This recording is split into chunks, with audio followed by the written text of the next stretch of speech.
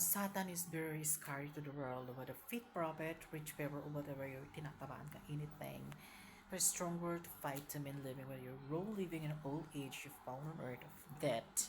So what I guess to miss competition before you rule to my story to will what happened, but you other people's like. Para sa akin, si Pastor Kibuloy, hindi na kailangan siyang hanapin. Kailangan na siyang patayin because I want to record it for LGBT just speak and LGBT is born in Satan, but just prophet of in the Philippines is very rejected the practice. Consultor International is not a crime, it's evil. So, very ashamed and very corrupt this is pastor over the victim. You know what? Pinapahaba lang natin yung sitwasyon sa Supreme Court Manila. I wanna react your about the pastor today. Dinadaanan lang kayo habang natutulog ng walang profit na yan. Go fight and Satan is very scary to the world. With a fit prophet, rich favor, or whatever yung tinatamaan ka, anything. There's strong word to fight to men living with your role living in old age, you found on earth of debt.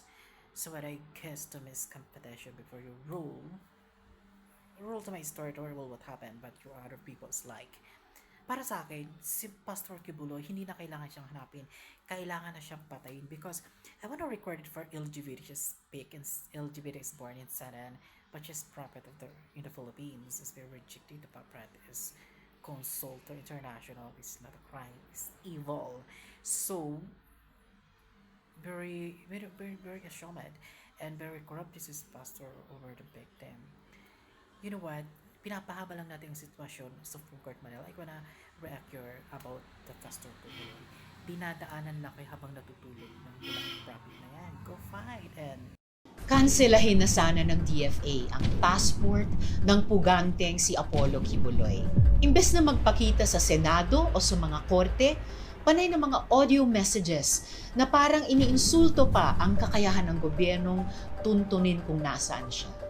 This should not be allowed to pass, but only challenge government more to exhaust all means to restrict his movements.